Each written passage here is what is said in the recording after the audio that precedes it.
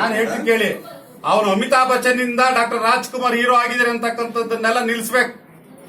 ಅಮಿತಾಬ್ ಬಚ್ಚನ್ ಅವರೇ ಡಾಕ್ಟರ್ ರಾಜ್ಕುಮಾರ್ ಕಾಲ್ಗೆ ಬೆಂಗಳೂರಲ್ಲಿ ಬಂದು ಬಿದ್ದಿದ್ದಾರೆ. ಅಮಿತಾಬ್ ಬಚ್ಚನ್ ಅವರು ಡಾಕ್ಟರ್ ರಾಜ್ಕುಮಾರ್ ಅವರನ್ನ ಹೋಲಿಕೆ ಮಾಡಿದ್ರೆ ಡಾಕ್ಟರ್ ರಾಜ್ಕುಮಾರ್ ಅವರ ಚಿತ್ರರಂಗದ ಕಲಾ ಕೊಡುಗೆ ಏನಿದೆ ಅನ್ನೋದು ನಮ್ಗೆ ಗೊತ್ತಿದೆ. ಹಾಗಾಗಿ ಡಾಕ್ಟರ್ ರಾಜ್ಕುಮಾರ್ ಅವರು 54ನೇ ಇಸ್ವಿನಲ್ಲಿ ಸಿನಿಮಾ ಮಾಡಿದಂತವ್ರು.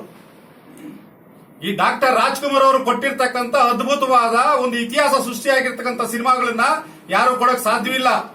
ಕೇವಲ ಅಮಿತಾಬ್ ಬಚ್ಚನ್ ಅವರು ವ್ಯಾಪಾರಿ ಸಿನಿಮಾಗಳನ್ನ ಮಾಡಿರಬಹುದು, ಆದ್ರೆ ಡಾಕ್ಟರ್ ರಾಜ್ಕುಮಾರ್ ಅವರು ಈ ದೇಶದ ಧರ್ಮ, ಆಚಾರ, ವಿಚಾರ, ಸಂಗೀತ, ಕಾದಂಬರಿ ಎಲ್ಲದರ ಬಗ್ಗೆ, ಪೌರಾಣಿಕ ಸಿನಿಮಾಗಳ ಬಗ್ಗೆ ಎಲ್ಲದರಲ್ಲೂ ತನ್ನ ಮೈಲಿಗಲ್ಲನ್ನ ದಾಟಿದ್ದಾರೆ. ಹಾಗಾಗಿ ಡಾಕ್ಟರ್ ರಾಜ್ಕುಮಾರ್ ಅವರ ಬಗ್ಗೆ ಮಾತಾಡೋದಕ್ಕೆ ಯಾವುದೇ ರಂಗಕ್ಕೂ ಅಧಿಕಾರ ಇಲ್ಲ, ಹಕ್ಕಿಲ್ಲ.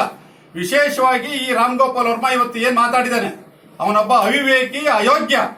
ಯಾಕೆಂತ ಹೇಳಿದ್ರೆ ಆತ ಮಾಡಿರ್ತಕ್ಕಂಥದ್ದು ಒಂದೆರಡು ಸಿನಿಮಾ ಕೂಡ ನಾವು ಮೆಚ್ಚಬಹುದಾದ್ರೂ ಕೂಡ ಮಿಕ್ಕವೆಲ್ಲವೂ ಕೂಡ ವಿಕೃತ ರೂಪದಿಂದ ಕಂಡಿರ್ತಕ್ಕಂಥ ಸಿನಿಮಾಗಳು. ಸೊ ಹಾಗಾಗಿ ಡಾಕ್ಟರ್ ರಾಜ್ಕುಮಾರ್ ಅವರ ಕೊಡುಗೆ ಧರ್ಮದ ವಿಚಾರದಲ್ಲಿ ಶ್ರೀಕೃಷ್ಣ ದೇವರಾಯ ನೋಡಕ್ ಹೇಳಿ, ಭಕ್ತ ಪ್ರಹ್ಲಾದ ನೋಡಕ್ ಹೇಳಿ, ಮಂತ್ರಾಲಯ ಮಹಾತ್ಮ ನೋಡಕ್ ಹೇಳಿ, ಬಬ್ರುವಾಹನ ನೋಡಕ್ ಹೇಳಿ, ಭಕ್ತ ಪ್ರಹ್ಲಾದ ನೋಡ್ಲಿ, ಕವಿರತ್ನ ಕಾಳಿದಾಸ ನೋಡ್ಲಿ. ಅವನೊಬ್ಬ ಅಯೋಗ್ಯ. ಅವನಿಗೆ ನಮ್ಮ ವಾಣಿಜ್ಯ ಮಂಡಳಿ, ಅವನು ಯಾವ ಸಂಘದಲ್ಲಿ ಸದಸ್ಯನಾಗಿದ್ದಾನೆ, ಯಾವ ಮಂಡಳಿಯಲ್ಲಿ ಸದಸ್ಯನಾಗಿದ್ದಾನೆ, ಅವನಿಗೆ ಪತ್ರವನ್ನ ಬರೆದು ಅವನನ್ನು ಅಮಾನತ್ ಮಾಡಬೇಕು ಅಂತ ಕೇಳ್ತಾ ಇದ್ದೀನಿ. ಇಲ್ಲ ಅಂತ ಹೇಳಿದ್ರೆ ಕರ್ನಾಟಕದಲ್ಲಿ ಈಗಾಗಲೇ ಕಮಲಾಸನ ಅಶಾಂತಿಯನ್ನ ಮೂಡಿಸಿದರೆ ಇವರು ಕೂಡ ಅದಕ್ಕೆ ಒಬ್ಬ ಕಾರಣಕರ್ತರಂತ ಆಗಿದ್ದಾನೆ. ಈ ನಿಟ್ಟಿನಲ್ಲಿ ನೀವು ಕ್ರಮ ತಗೋಬೇಕು ಅಂತ ನಾವು ಕೇಳ್ಕೊತಾ ಇದೀವಿ ಅಧ್ಯಕ್ಷ. ಸರ್ ಖಂಡಿತ ಕ್ರಮ ತಗೊಳ್ತೀವಿ ಸರ್.